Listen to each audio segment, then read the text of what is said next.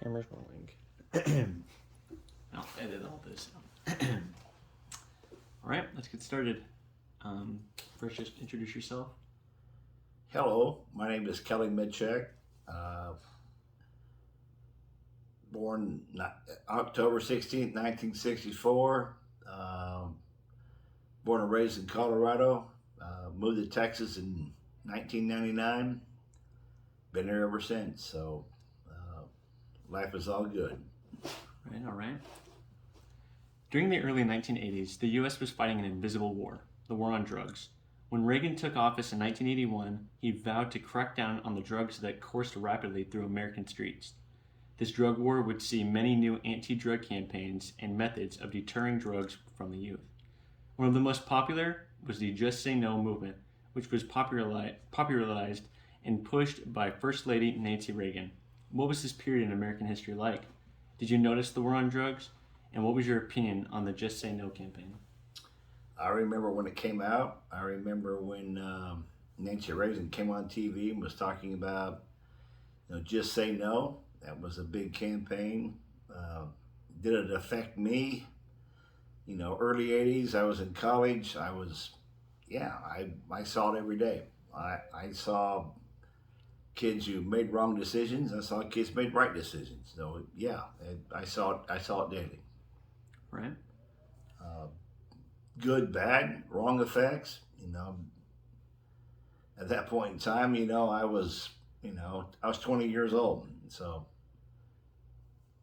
I thought it was bad and I thought it was good too. So I don't know. In the late 1980s, a once practically unheard of disease would grow to infect the eyes and minds of Americans, shaking the public and the media, the AIDS pandemic. During this time, the Reagan administration had practically neglected the epidemic, only finally publicly addressing it in 1986. The epidemic, commonly believed to only affect homosexual men, would soon spread to the public's eyes when a male actor, Rock Hudson, one of President Reagan's close friends, would be found dead in his home from the disease. This death and Reagan's address about the disease would launch a hysteria as the public would begin to flood into hospitals for testing. During this time, the Reagan administration and the CDC would supply millions of dollars into funding for the epidemic. During this period, what was life like for you? Were you scared of the new disease? And what precautions did you take to maybe avoid infection? I remember when it came out. I remember my dad was talking to me about it, saying that, the world was going to hell in a handbasket, and said this is the first step. And I remember him and his buddies talking about saying, you can't even sit down on a toilet seat. You're going to catch it by sitting down on a toilet seat when you go to take a crap. People that affected, Rock Hudson, I remember him, big actor, everything was going on. I was, a sophomore in high school. I was like, man, this is all new to me. But did it affect my life? It changed everything. It changed everything from anything I thought, who I hung out with, what I thought they did. Yeah, it changed everything because it was a death sentence. If you had AIDS back then in the early 80s, it was a death sentence. So yeah, we thought about it daily. It was one of those occurrences where it's like, what causes it? And then you heard about homosexuality. We're like, I was in Goodland, Kansas. My graduating class had, 50 people. I was like, what are you talking about? So yeah, affected us greatly. Changed our whole outlook. On the evening of November 9th, 1989, the Iron Curtain would finally fall, seeing West Germans and East Germans finally being able to embrace one another. For decades, the border between the West and the East had been restricted, separating families and peoples. When the wall fell, how did you feel? Where were you when you heard about it? And did you have hope for the future now knowing that the Cold War had finally come to an end? I had just gotten out of college. I was in Austin, Texas. I remember when the wall fell, it was all over the news. How did it really affect me? It didn't, because I'm in a free nation. It didn't really affect me. Those bordering countries, how did it affect them? I'm sure it did. The world, the publicity, the media, yeah, it was all big, but personally, I saw nothing that inputted positive or negative. It was all political, and I was young enough where either I didn't care or had no interest in the political affiliation at that point in time. It didn't matter. During President George H.W. Bush's presidency, he passed the Americans with Disabilities Act of 1990, providing for the thousands of Americans with disabilities equal rights. This act would live on even after Bush's presidency, and life leaving thousands with the rights that they were once denied. Did you even know that the Americans with disability? Let me rephrase that. Did you even know that Americans with disabilities were denied their rights? And what was your reaction to the act? Yes, I knew it. My business is medical billing. I work with hospitals representing lots of individuals. We process their medical claims, so I see it every day.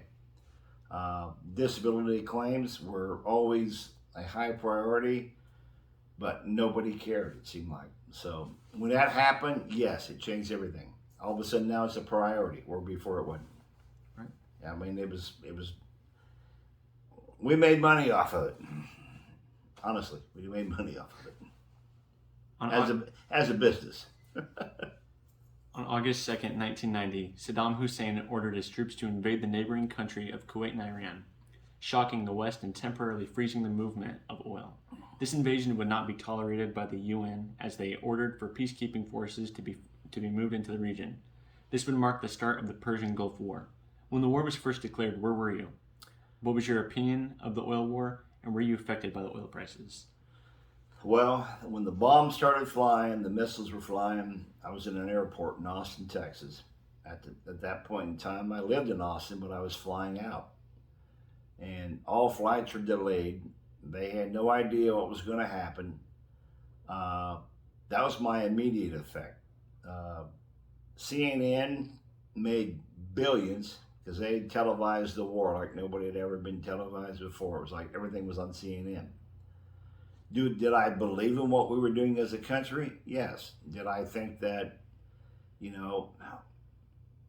was it the right move? Yes. Did I think that, there was a threat to me personally? Yes. I mean, it's everything you would think about a war. It's everything you would think about is if it's going to affect somebody, yeah, it's going to affect me. And it did. I mean, because it was forethought in your mind on every day you woke up what was going on. So that's what you looked at. Saddam Hussein, the oppressive revolutionary ruler of Iraq who first came to power in 1979. Hussein was a suspicious and paranoid man who feared losing his grip on the people. To counter any opposition, the dictator instilled fear into his people with a secret police that was used to enforce his rule and oppression. Was Saddam Hussein talked about in the media of the time? And if so, what was he often depicted like? Sure, absolutely. He was compared to the Russians back when you had the KGB, you had you had Stalin, you had Khrushchev who took over. Yeah, he was the next one in line. My generation, we knew that all of our lives because there was always something.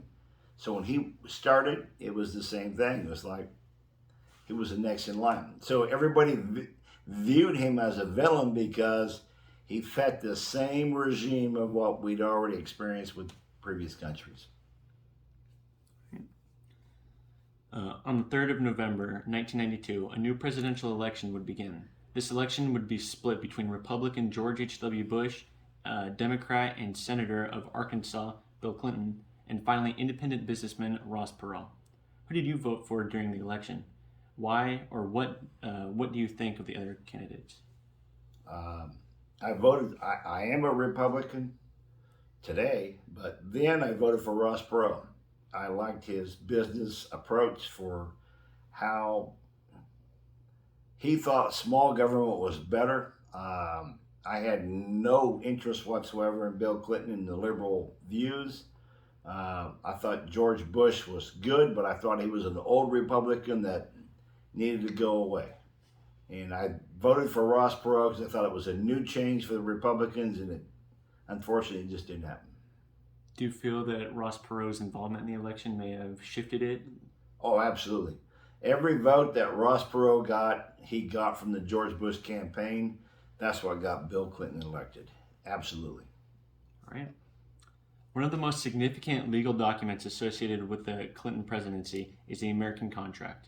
The American Contract was a pledge that Clinton made during his 1996 State of the Union address to create a government that was more accountable to the people. It was a set of promises that Clinton made to the American people, including balancing the budget, reforming welfare, and improving education.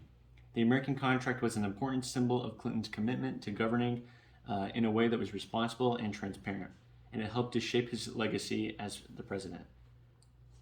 What effects did the contract have on you? Well, number one, he's a politician. Number two, they deliver promises they can't fulfill. Number three is you still have to worry about making money day to day. I don't think his contributions did anything other than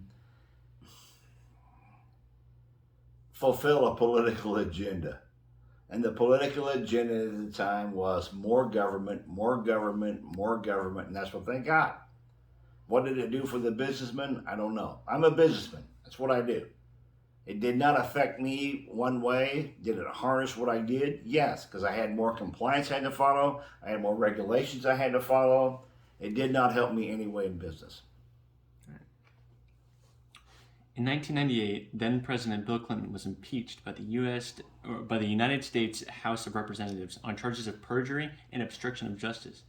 The charges that stemmed from an affair Clinton had with White House intern Monica Lewinsky, and his subsequent efforts to conceal it during a civil lawsuit. The impeachment process ultimately moved to the Senate, where Clinton was acquitted of both charges. The impeachment of Clinton was a highly controversial and polarizing event in American politics, with some seeing it as an appropriate response to his misconduct, while others viewed it as a politically motivated effort to remove him from office. What was your opinion on the trial and impeachment? Did you want him out of office, or were you sympathetic with the president? Oh, out of office. He lied to the American public on live TV. I never had sex with that woman. Well, it proved the dress proved different. It proved everything that was there. I think he was a pure cover-up. He's had multiple affairs ahead of that that's been proven. He was out for his own benefit personally. Did it affect his politics? Yes. Did it affect what I thought about him and the way he handled politics? Yes. Did it affect how I thought his outcome would be? Yes. All the above. I lost trust, I lost faith, and I lost the sense of ownership on who's going to take care of what I want to have done. Absolutely. The North American Free Trade Agreement, NAFTA, was a significant agreement signed during President Clinton's administration. This agreement aimed to eliminate barriers to trade and investment between the United States, Canada, and Mexico, creating a single trilateral trading bloc. NAFTA proved to be controversial, with some critics arguing that it led to job losses in the United States as companies moved their operations to Mexico to take advantage of cheaper labor. What was your opinion on NAFTA? Did you think that it was wise of Clinton to support it? No. Reason being is it's opened up today. You're asking me today, 25 years later? The reason it opened up to our border crisis today. It opened the borders for not only trade, which I don't agree with bad trade, because we are already struggling to manufacture anything here in our country today. But we open up the border, and what got in? All illegal aliens, everything else. It opened up the border for more things than we could possibly control. I think it's the worst decision we could ever make. Right. The Columbine High School shooting is one of the most infamous incidents of school violence in the United States. On April 20th, 1999, two students, Eric Harris and Dylan Klebold, carried out a mass shooting at their high school in Littleton, Colorado, killing 12 students and one teacher and injuring 21 others before taking their own lives. The attacks sparked widespread outrage and renewed conversations about gun control, school safety, and the influence of violent media on young people. Were you shocked by the events? Did you feel that a stronger need for gun control was required?